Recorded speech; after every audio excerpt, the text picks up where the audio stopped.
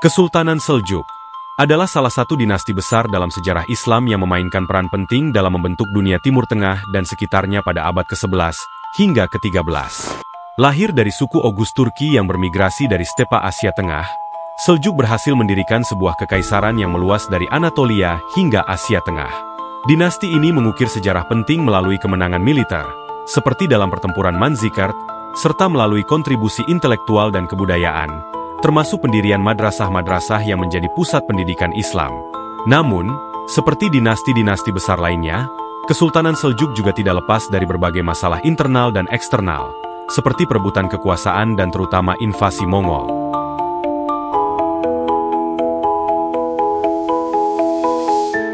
Dinasti Seljuk ini adalah sebuah entitas politik yang lahir dari perpecahan Kekhalifahan Abbasiyah yang melemah pada abad ke-10.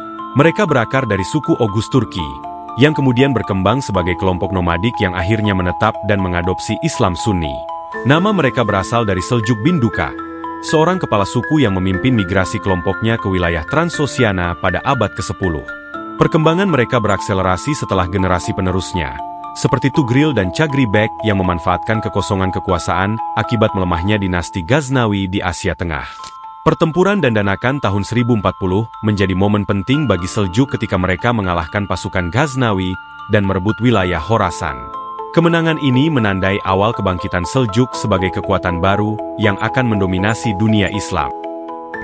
Dinasti Seljuk resmi berdiri pada tahun 1037 ketika Tugril Bek, cucu Seljuk, memproklamirkan dirinya sebagai sultan, memanfaatkan legitimasi agama dengan mengklaim dukungan dari Khalifah Abbasiyah di Baghdad.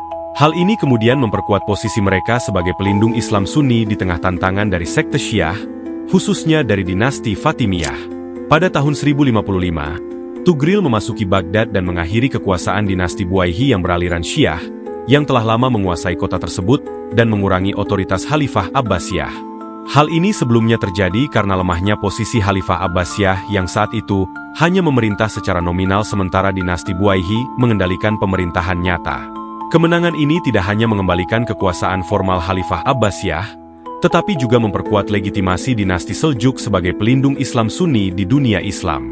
Peristiwa ini akhirnya memperkokoh hubungan dinasti Seljuk dengan Abbasiyah, yang memberikan dukungan agama dan politik untuk memperkuat posisi mereka di wilayah tersebut. Keberhasilan ini juga membuka jalan bagi ekspansi Seljuk lebih lanjut di wilayah Timur Tengah. Pada masa pemerintahan awal, Tugril Bek dan Chagri Bek bekerja sama dalam mengukuhkan kekuasaan Seljuk di wilayah Iran. Namun setelah kematian Chagri Bek pada tahun 1060, Tugril melanjutkan pemerintahannya sebagai Sultan Seljuk, memperkuat pengaruh dinasti dan memperluas wilayah kekuasaan mereka. Setelah kematian Tugril pada tahun 1063, keponakannya Alp Arslan naik tahta dan memulai fase baru bagi dinasti Seljuk. Alp Arslan terkenal karena kemenangan monumental dalam pertempuran Manzikert pada tahun 1071 melawan Kekaisaran Bizantium. Pertempuran ini menjadi titik balik besar dalam sejarah, memperkuat dominasi Seljuk atas wilayah Anatolia, dan membuka pintu bagi migrasi besar-besaran orang-orang Turki Oghuz ke wilayah tersebut. Alp Arslan dan penerusnya kemudian memperkenalkan struktur politik dan budaya Turki yang membentuk dasar bagi terbentuknya Kesultanan Seljuk Rum.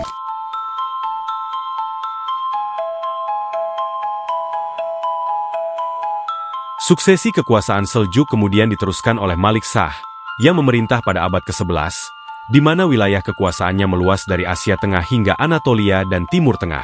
Di masa pemerintahannya inilah, seni, arsitektur, dan ilmu pengetahuan berkembang pesat, di mana keindahan seni dapat dilihat pada arsitektur masjid yang memiliki desain kubah dan mihrab yang rumit.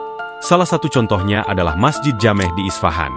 Masjid ini pertama kali dibangun pada abad ke-8 di masa Kekhalifahan Umayyah, lalu mengalami renovasi besar dan perluasan di masa pemerintahan Malik Shah bersama wazirnya, yakni Nizam al-Mulk, yang menambahkan elemen-elemen arsitektur khas Seljuk, serta menjadi salah satu peninggalan mereka yang masih dapat dilihat hingga kini dan tetap memancarkan kemegahannya.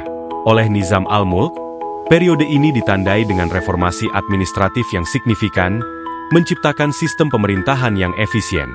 Salah satu pencapaiannya adalah pendirian madrasah di seluruh wilayah kekuasaan Seljuk, dengan tujuan menyebarkan ajaran Sunni, salah satu cabang utama dalam Islam.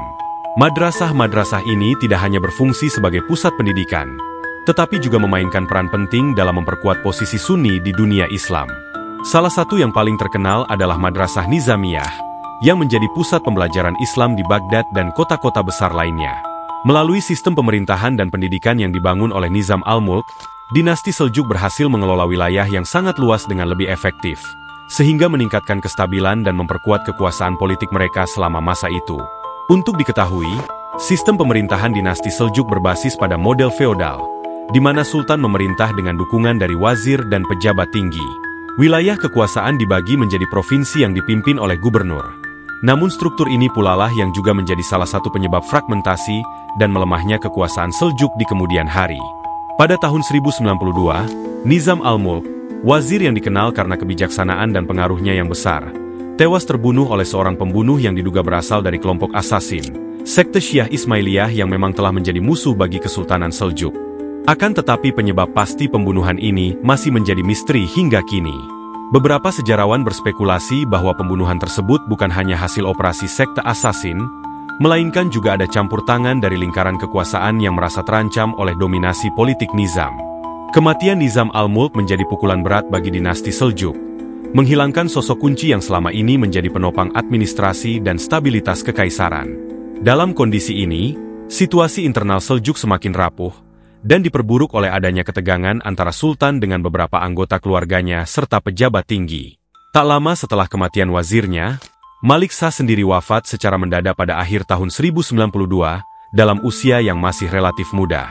Ada desas-desus yang beredar bahwa kematiannya bukanlah kematian yang alami, melainkan hasil dari konspirasi politik di istana. Beberapa teori menyebutkan bahwa racun digunakan untuk menghabisi nyawanya, meskipun tidak ada bukti konkret yang dapat menguatkan klaim tersebut. Dengan wafatnya Malik Shah, dinasti Seljuk telah kehilangan dua figur terpentingnya. Setelah wafatnya Sultan Malik Shah, dinasti Seljuk mulai menghadapi tantangan besar yang mengancam kestabilan. Perebutan tahta di antara putra-putranya menambah perpecahan internal yang memperlemah kekuasaan pusat.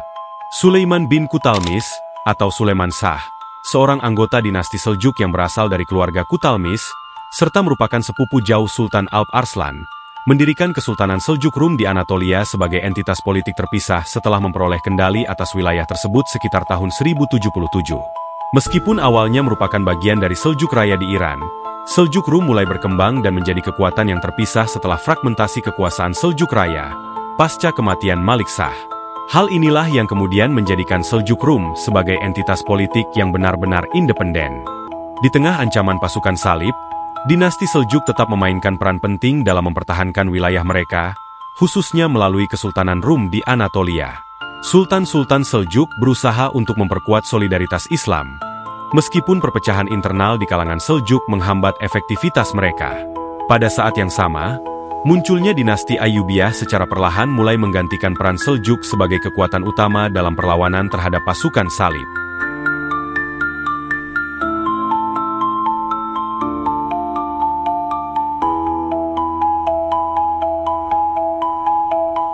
Kesultanan Seljuk Raya sendiri berakhir pada tahun 1194, setelah kekalahan dan terbunuhnya Sultan Togrul, yang merupakan sultan terakhir dalam pertempuran melawan pasukan Khwarezmiyah. Dalam pertempuran tersebut, Sultan terkena anak panah yang melukai matanya, membuatnya terjatuh dari kuda. Kutlug Inaj, seorang panglima penting dalam pasukan Khwarezmiyan yang sebelumnya memberi harapan untuk membelot bergabung dengan pasukan Seljuk, malah berbalik melawan Togrul. Ia tampaknya menggunakan tipu daya sebagai bagian dari strategi, di mana menurut beberapa sumber, setelah pertempuran, ia secara pribadi memenggal kepala Sultan Togrul meskipun sang sultan telah memohon pengampunan. Setelah kematiannya, mereka lalu mengirim kepala sang sultan ke Khalifah Al-Nasir di Baghdad, yang kemudian memajangnya di gerbang Nubi di depan istananya. Peristiwa ini tampak sangat kontroversial mengingat hubungan historis antara Seljuk dan Abbasiyah yang memiliki hubungan erat. Namun, yang perlu diingat, pada masa Khalifah Al-Nasir, situasi geopolitik dan dinamika kekuasaan sebenarnya telah berubah drastis, meski kedua dinasti ini pernah menjadi sekutu.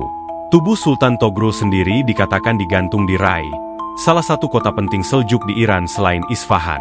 Tindakan ini merupakan simbol penegasan kekuasaan Khwarezmiyah dan menandai berakhirnya kekuasaan Seljuk Raya.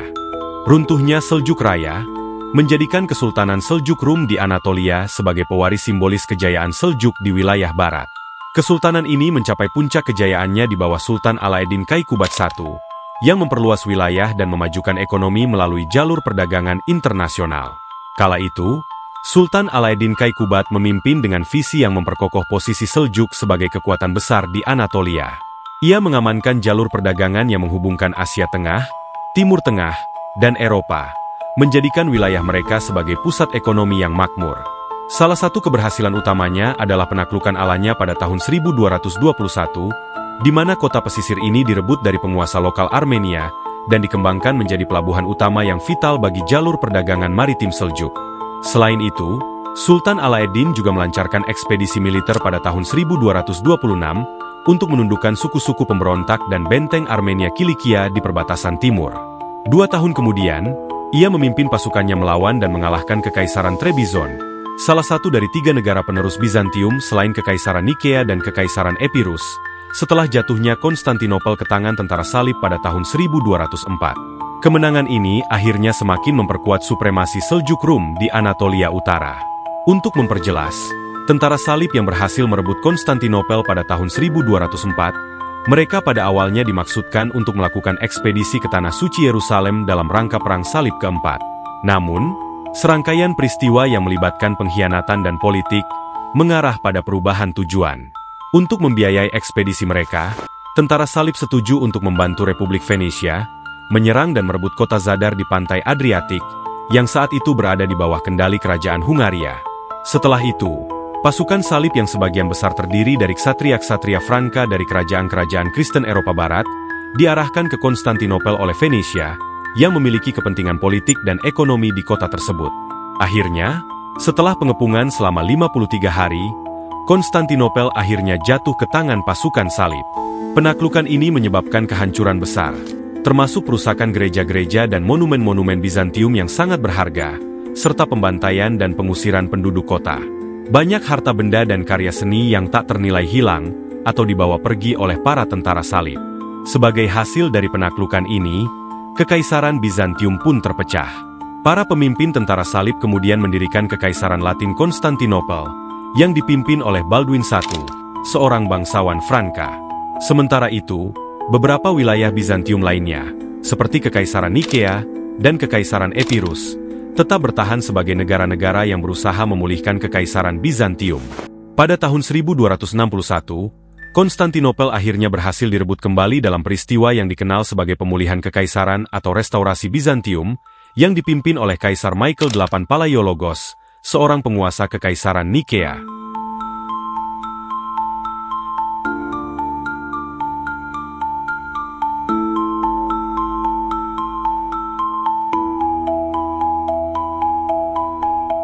Pada abad ke-13, ancaman terbesar bagi Seljuk pun akhirnya datang dari timur dengan munculnya invasi Mongol.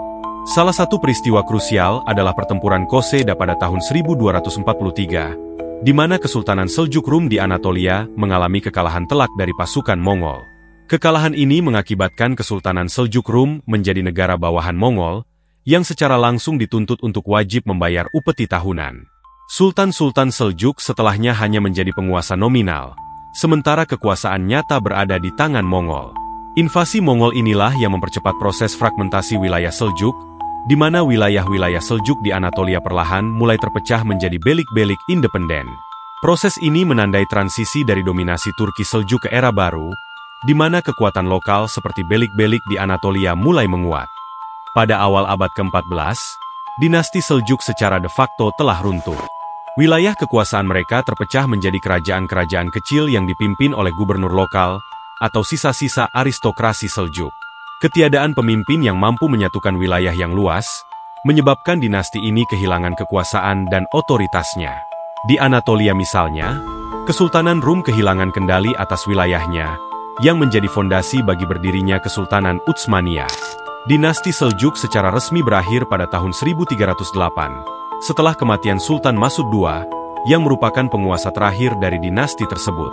Beberapa sumber lain mencatat bahwa kesultanan ini berakhir pada tahun 1307. Namun jika merujuk pada berakhirnya dinasti tersebut setelah wafatnya Sultan Masud, tahun 1308, lebih banyak didukung oleh sumber yang lebih kuat, seperti yang tercatat dalam buku sejarah Turki oleh Stanford J. Shaw. Setelah kematiannya, Tidak ada lagi penguasa yang mampu menyatukan wilayah yang sebelumnya luas dan kuat. Ketiadaan pemimpin yang mampu mengembalikan kejayaan dan kestabilan kekuasaan inilah yang menyebabkan dinasti ini akhirnya benar-benar runtuh.